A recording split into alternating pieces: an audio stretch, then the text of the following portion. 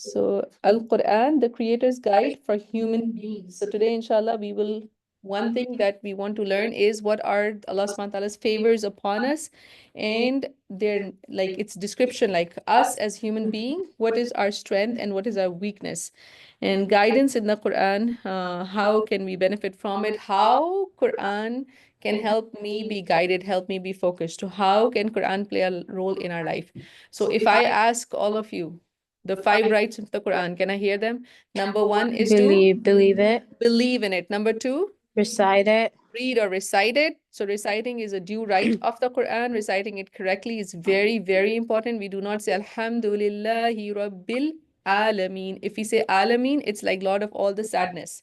If you're saying Rabbil Alameen, that's Lord of the entire worlds. So Ain and Hamza differentiated, that's all part of right of the Quran, reciting it correctly. Number 3, understand it. so many people overlook this. You will see masajids packed in Taraweeh on the 27th of the night. But if we do start a survey and ask people, just give me the meaning of Assalamu alaikum wa rahmatullahi wa barakatuh, you will be surprised, like how many people even know that. What is the meaning of At-Tahiyyat? What is the meaning of Surah Al-Fatiha? Hardly few people know that. So what is important that we understand it, not just memorize it. Our core focus for many years has just been to make kids like memorize it and just say it. But how much do we know it? It's important. All right, the next one, 4, Buy it. apply it, which means that we act upon it ourselves. So whatever is there, inshallah, Allah subhanahu wa ta'ala make it easy that we apply it on ourselves, not just put somebody else on a scanner that is this person applying it. No, that's not the checkpoint. Okay, a few minutes. Yeah. And then the last one, which is very important, Teach it. Teach it. teach it, pass it to others. If you want to write over there, you can add in your brackets. Your job is to convey, not convince. So conveying is needed. Convincing is not needed. So Rasulullah ﷺ said, قال رسول الله صلى الله عليه صلى وسلم الله عليه بلغوا وسلم. عني ولو آية. Convey from me, even if it is one ayah, even if it's just one verse that you know. How many of us can raise our hands that, yes, I know at least one verse of the Quran? I know at least one message from the Quran and Sunnah, right? So our job is to convey that message, pass it forward. And sometimes the one that you're passing it is more, like this person will take that message more carefully forward. So may Allah subhanahu wa ta'ala facilitate that for us, that we be able to invite the humanity at large and we be able to present ourselves as Ahlul Quran, be accessible, be open, let the dialogue happen, let people talk to you about the Quran, the teachings, about the prophets, whether they have different names, the way they approach them, like Joseph or Abraham or Jonah or what, but they are almost connected to the same. Yes. It says, can you think of a person who lived in the time of Noah? So we will see that story also. Welsh Jordan. Yeah, so we're going to see the story now. So let's get started and find out first about ourselves in the Quran, and then we will learn these stories. And we ask Allah subhanahu wa ta'ala that like while we are reading about this Quran, let's make dua that Allah subhanahu wa ta'ala help us start from Fatiha to An-Nas at least one time in our life, cover to cover, and we understand the teachings. So many people start from Fatiha, but they never get to the Nas. They like abandon the journey in between or something. So Allah subhanahu wa ta'ala help us know the word by word meaning of from Fatiha to Nas. And the Quran, when it's with us, we don't need any translation. It becomes a book that we can understand in our own language, inshallah. All right, so let's get started. Do I start? Al-Quran, the Creator's Guide for Human. In, the, I don't want to go. I don't want to miss the lesson. Go ahead, keep me. in this lesson, you will learn about Allah subhanahu wa ta'ala's favors on Ihsan, insan, the human, and his description of their nature and weakness, the purpose of the Quran, guidance, hidayah, and in the Quran to bring the best from humans in conduct, beliefs, and lifestyle. Insan in the Quran. Allah subhanahu wa ta'ala created humans with unique bounties. He created humans with beautiful features that and made them the most aware and intelligent of all of his creations. Even the angels could not compete with Adam alayhi salam, the first humans, the first of the humans when he put them to the test.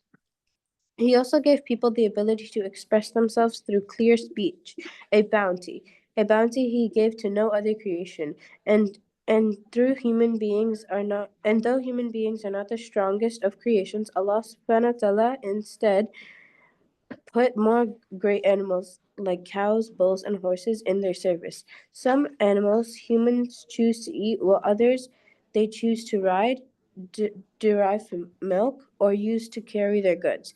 Along with this, Allah subhanahu wa ta'ala has made the humans the most honored and carried them both on land and sea, enabling them to sail ships as high as mountains. Through this, humans would spread many cultures and civilizations across the land.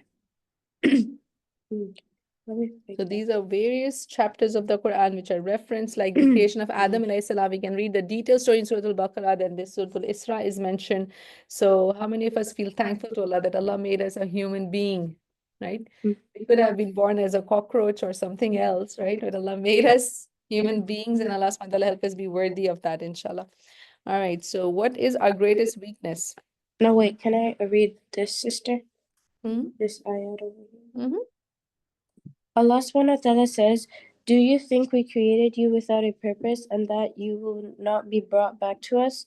With great bounties comes great responsibility, and Allah subhanahu wa ta'ala made humans responsible on earth. Part of this responsibility is taking care and having mercy on other creations of Allah subhanahu wa ta'ala." You can.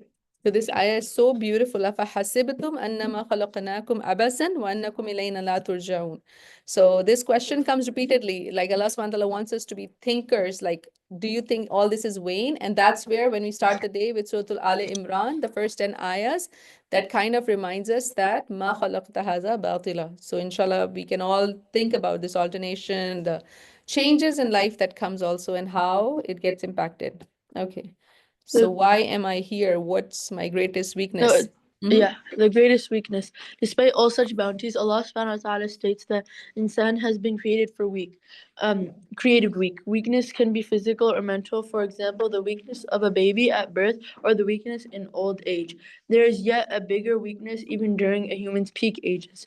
Without proper guidance, humans can easily be misled by their desires or by their greatest enemy, shaitan.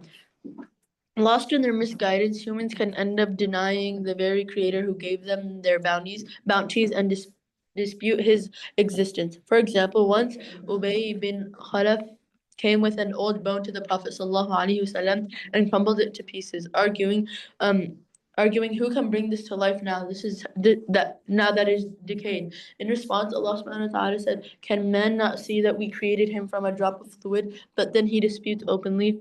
He makes an argument against us, but forgets his own creation. He says, "Who can give life to bones after they have decayed? Say, he who created them in the first place will give them life again." Likewise, many people today make similar arguments about a reality, the akhirah, they cannot see or fully understand. Allah subhanahu wa ta'ala says about this, they denied something of which they did not have full knowledge. Who can give life bones after they have decayed? Say, he who created them in the first place will give them life. Isn't that amazing when we start thinking like how this cycle works? But what is the answer? What is the biggest weakness of human beings then? Like, What is the biggest weakness? Hmm? guidance. Excellent. So one of the biggest weaknesses that we can be misled. So a person, we have choices, and then the person can be misled. So the weaknesses can be physical or mental. And but let's make sure that you know this, that and once you are aware of certain situation, that's when you try to help in that. Like if you know that you are one of your bone is broken or something and you have a weak point, then what do? You grab a crutch or something to lean against and give yourself strength. So when Allah subhanahu wa ta'ala is telling us khuliqal insanu da'ifa, then at that time what we should do is we should admit that yes, Allah subhanahu wa ta'ala, I am weak. I have so many plans. I have so many, ambitions, but I'm unable to do that. And I really, really need your help to help me. Right? So Allah subhanahu wa ta'ala, you are qawi, qawwini, make me stronger. So anta qawi, qawwini, like you give me strength. So that's the way to go. So that's where, even when we hear the call, hayya ala salah, hayya ala falah, what do we say? What is the response? La hawla wa la quwwata illa billah. There's no power or might except by Allah. So make sure that you're writing your answers. Hania, you have your answers? So make sure that you are writing and getting your things in there. So let's find out why I'm here and then we'll move to the next one. So what is the main purpose of human beings on this earth? We talked about it, that وَمَا خَلَقْتَ الْجِنَّ وَالْإِنسَ إِلَّا لِيَعْبُدُونَ. Let's find out. Why am I here? The Quran encourages deep thought and reflection on all creation, but always with the remembrance of the Creator. Only then will humans recognize that everything around them in the heavens and earth has a purpose. The purpose of everything in the heavens and the earth is to make human life comfortable on the earth. Humans also wonder about one of the biggest questions in life: what is the purpose of life? To this, the Quran states it is only to serve none other than Allah subhanahu wa ta'ala. If a human's sole purpose becomes survival on earth, they can become selfish and simply exist like animals, whose purpose is to eat and enjoy life. In such a case, a human can become incredibly cruel and ignorant. They can break relations with people, cause corruption on earth, attack and oppress others, destroy crops, livestock, and the environment. They can even plot to kill people who try to guide them, people who try guide or tell them they are doing such wrong. The Quran says that humans do such actions for selfish reasons, especially to become mighty and powerful. In short, when people cut themselves off from the real God, their desires and greed often become their God. The primary purpose of the Quran, therefore, is to reconnect a human being to their creator. It does this by constantly reminding people to reflect on the signs around them. For example, Allah subhanahu wa ta'ala made the earth and spread it out and made it comfortable to walk on. He placed mountains in it in case it moves. He created landmarks that guide people and placed rivers in it. He created the sky without any rifts or cracks. He made a canopy that is well secured. He made the sky dark at night so humans can rest and make it bright in the morning so they can seek livelihood. And at night, he beautified it with stars that lit up like lamps. He changed the winds and suspends the clouds between the sky and earth. He made the winds carry the clouds, creating thick clouds and driving them to the dead lands to revive it again. The winds bring good news of rain, which is Allah's mercy for humans. The winds also help to sail ships at sea. The rain quenches a person's thirst with pure water and creates lush green lands, gardens, harvest grain, and as well fruits of many different colors. Through thinking about such signs, insan, a human, can gain recognition of Allah subhanahu wa ta'ala and submit to him instead of their own desires to avoid giving into their weak nature. So it's amazing like how we have so many references, and if you are a person of Quran, then all these ayahs are like coming to your mind. وَخَلَقْنَاكُمْ أَزْوَاجًا, Suratul Naba, so many other surahs that talks about all these places and situations. But a person on the fitra, that person uses these things to have the marifa of Allah subhanahu wa ta'ala. It's just like, the question, why am I here? If you can visualize a mother and she has twin babies, inside her, and one baby is like, keep on swimming. There's no such thing as mom. Just keep on swimming, mind your own business. And the other one is saying, no, no, no, you know what? I can hear mommy around. I can almost feel mommy. We're going to be meeting her soon. And the other one is like, just you don't know. It's just us. It's just this cool life. Just enjoy. So the other person is failing to see. Which one do you think is correct? Who is the right one? Huh? Amongst the twins, which one is correct? Baby A or baby B? Baby A is saying, you know what? I can feel mom all around. I can feel her mercy all around. I can almost visualize. And we'll be meeting her soon. And the baby B is saying, no, no, no, there's no such thing. This is just this life here. Just keep on swimming and enjoying in here, right? So baby A is correct. So many people in this world, they live like that. So it's like when the light is on, you see everything, right? But when the light is turned off of this belief, then you don't see anything. Then people turn into atheist. Then people turn into, those categories in the beginning of Surah Al-Baqarah. There are 4 categories. So one is a person who is kafir, who just denies everything. Then there is a believer, like, mashallah, alhamdulillah, Allah subhanahu wa ta'ala keep us all on that belief. So, and then there is that munafiq who is like sometimes accepting and, doing something else. But the most dangerous one is the fasiq. Allah subhanahu wa ta'ala calls him like the mosquito. Why? Because he is like transgressing against the limits, and that makes it difficult for other people. Now he's going and doing corruption and all that. So the question is, what is one of the question here? That what is one of the reason, after knowing all this, people are still ungrateful to Allah subhanahu wa ta'ala? Why? What could be the reason that comes to your mind? Temptations, and you have to give me a reference to what comes to your mind. What is something? I wrote one major reason is that because of wealth, it could make us ungrateful and stingy. Okay. They deny something of which they do not have full knowledge of. And what is the reference, Ayah? 10:31. Yes, Maria? That life gets so comfortable for them, so people forget about Allah. But like, so when it's hard times, then they remember him. But when it's easy, they just forget about him. They just forget. So He's the one who granted them. subhanallah. So your visualization of that baby bee, he's just so comfortable in that amniotic fluid. It's like, yeah, there's nothing, just enjoy.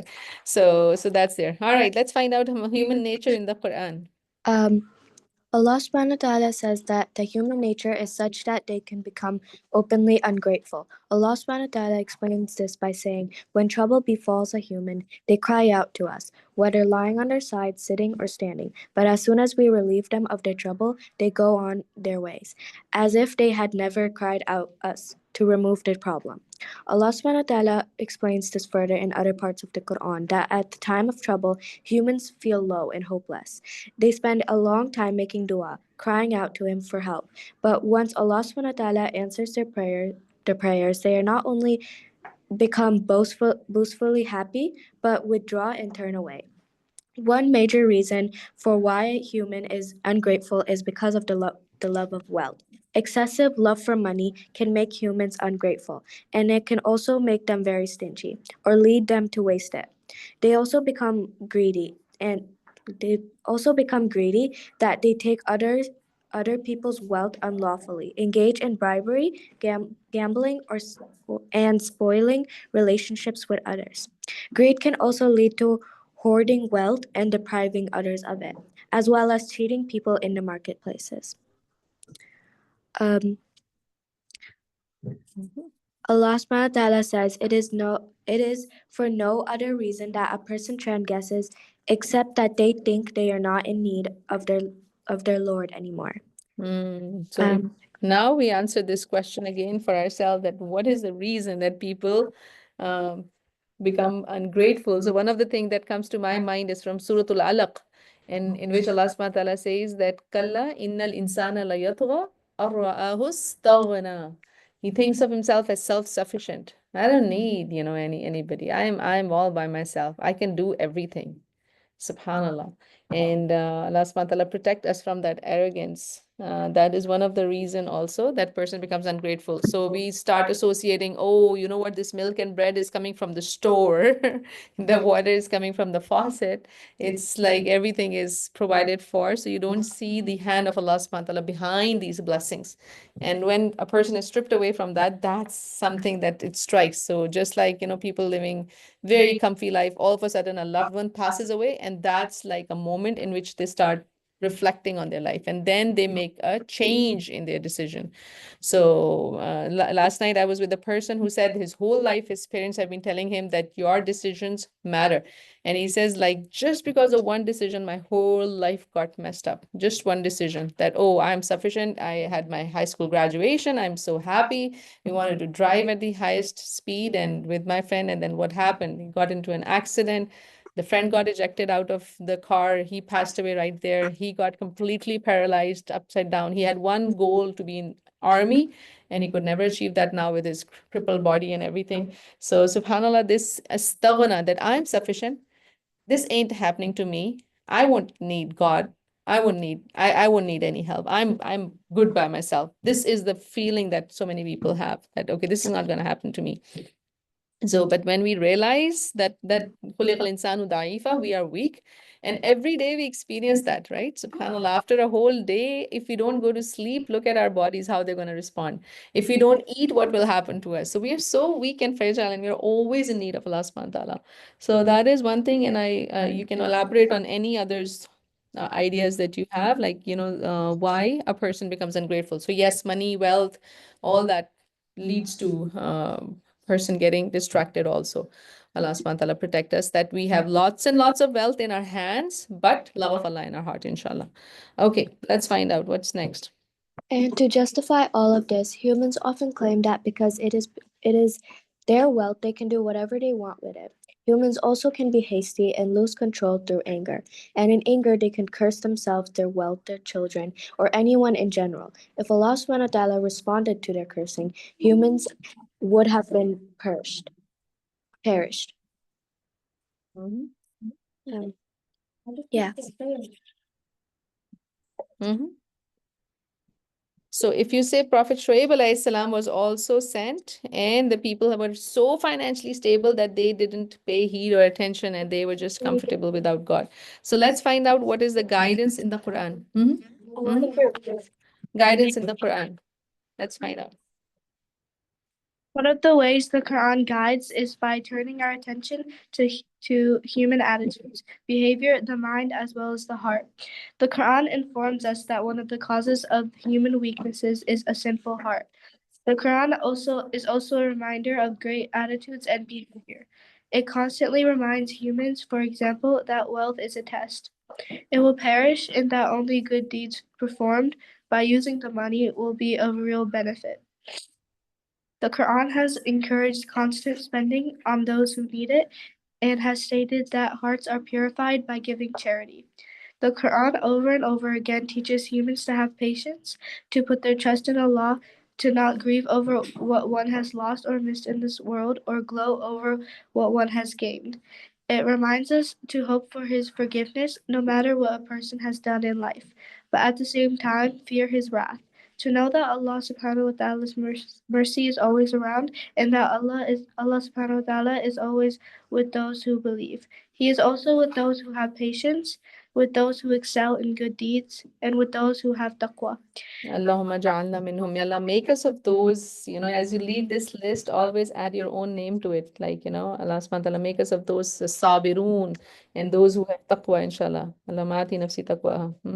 Large sections of the Quran also talk about Judgment Day and how every action of the human may be questioned, and thus humans will be accountable for all that they do. Taqwa is one of the greatest qualities the Quran tries to build in a human. Taqwa is the ability of a person to control themselves and avoid sinning. It means that a person is constantly mindful that Allah subhanahu wa ta'ala is watching them. So when an opportunity to sin arises, their awareness of Allah subhanahu wa ta'ala prevents them from committing the sin.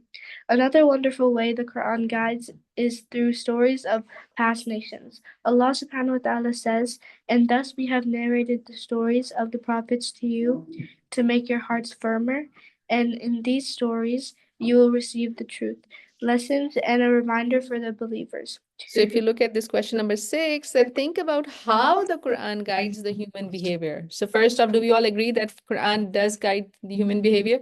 This is a book of guidance. This is not just a book of thawab. Like you have, 10 rewards. So I'm going to finish one juz every day and I just recite it and I'm done. No, it's a book of guidance. We got to understand it. Otherwise, it's like GPS. It keeps telling you, take a U-turn, take a U-turn. But if you're not even listening, then you're not going to reach the destination. So even if it's on in your car, right? If you don't follow it, you won't get to your destination.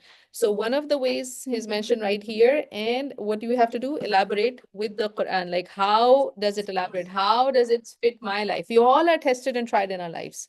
Okay, we all are. Through some relationship or the other. Some of us are tested, tried by our own parents. Some of us are tested and tried by our own brothers and sisters. Some of us are tested and tried by our communities. Some of us are tested and tried by our children, like Nuh alayhi salam's story. He's telling his son, Irqab ma'ana. So there's all kinds of these stories, and you can relate to whichever one. And these stories include all aspects of human nature. So once we read it, so Ahsan al-Qasas from Surah Yusuf to all the others. So let's find out some of more are mentioned there. And once we connect to the creator, that's when, so when your frequency is tuned, then you see that this is for your guidance. Yes. The aim is for readers to avoid the mistakes others made, and at the same time follow the examples of the prophets who preached to those nations.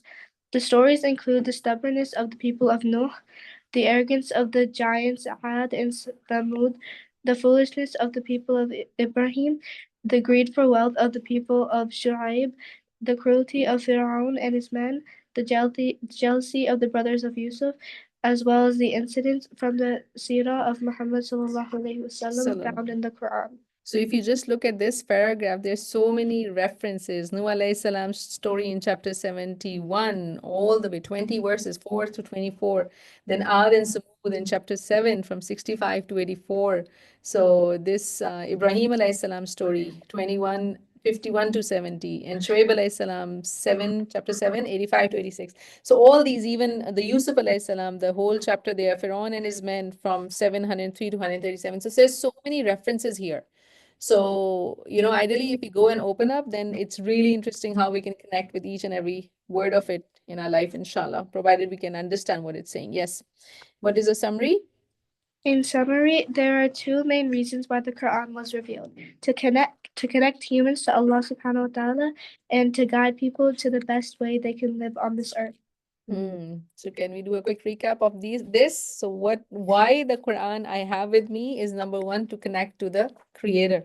And the second thing is that I can share it with others also, so people can also live in a best way. So apply it in my life and then share it with others. So that's the way to go.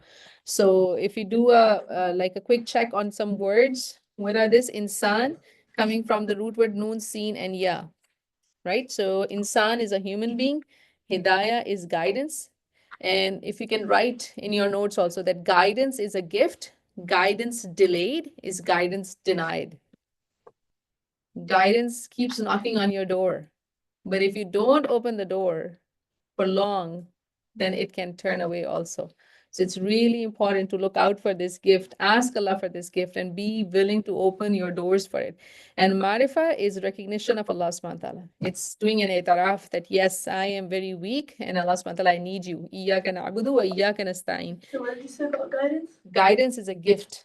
And And this is the biggest gift you can ever give to somebody. If one person, accepts Islam through you, is better than 100 red camels or more.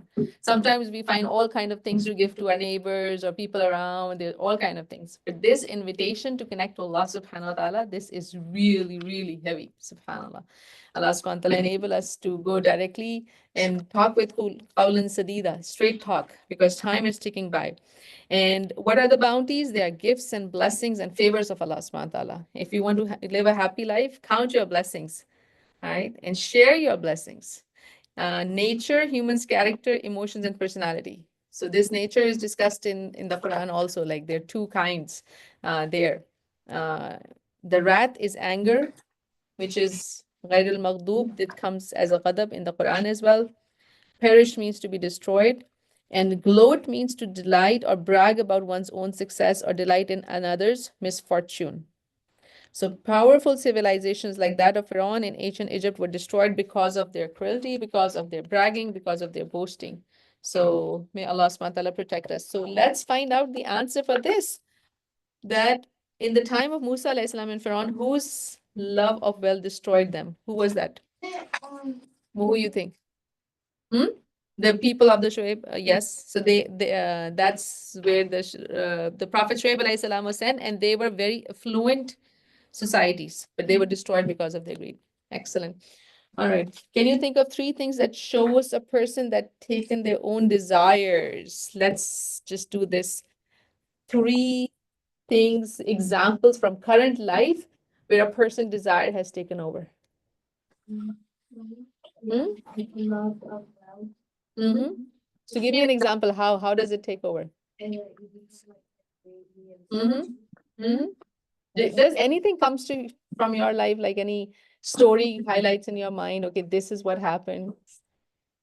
and you kind of relate to it? No? I mean, like people I know. Hmm. Subhanallah. And this is what I really want to do, like bring these examples. Last night also when I was there, I was like really amazed like how they bring out all these stories. These are lots of kids who have passed away and their parents have shared their stories because obviously these stories do not have a happy ending. But for them, the happy ending is making sure that other kids are not doing that. So that's their intent of sharing them. So there's this girl, she really wants to go out and have a party with her friends, and in American culture they drink and they dance and they do all kind of things. So she really begs her parents like, I really want to go, please let me go. They said okay, and she said, I will do this, I'll make sure that I do this. And they said there's a curfew time, you have to be back home by this time, and she said okay fine, I'll do that. So what has happened that she goes and she obviously has a very good time over there with her friends, apparently drinking, dancing, doing all the things that they do. And then all of a sudden she realizes that it's time to go back. So, and she is kind of intoxicated at that time. So she asked a friend, they're coming back. So she asked a friend that, you know what, why don't you follow me behind and then I can go. And she rolls down the windows and she's wearing the seatbelt, but she put the seatbelt behind her, like, not on her flap, but behind her. And she's holding the steering wheel, so trying to make sure that she comes back. So now what happens? She's swirling on the road as the people are coming behind, like her friend is coming behind. She's honking and trying to tell her that it's not working. But all of a sudden, one of her swirls, she goes in the ditch and the car keeps rolling. Now, because the seat belt is not correctly placed, her head is coming down and the car is going with her head being crushed every time the car is going. So she's not even recognizable at that point in time. So that's so important that you wear the seat belt, it's worn properly, and not giving into desires, subhanallah, right? So because those desires or temptations that, oh, I'm going to have a cool time with my friends, can sometimes be very disastrous, right? So such practical examples really help us make smarter decisions, that what is something that I'm making my decision. So may Allah subhanahu wa ta'ala protect us and help us take heed. Just Jazakallah khair. We'll continue on this. Assalamu alaikum wa rahmatullahi wa barakatuh.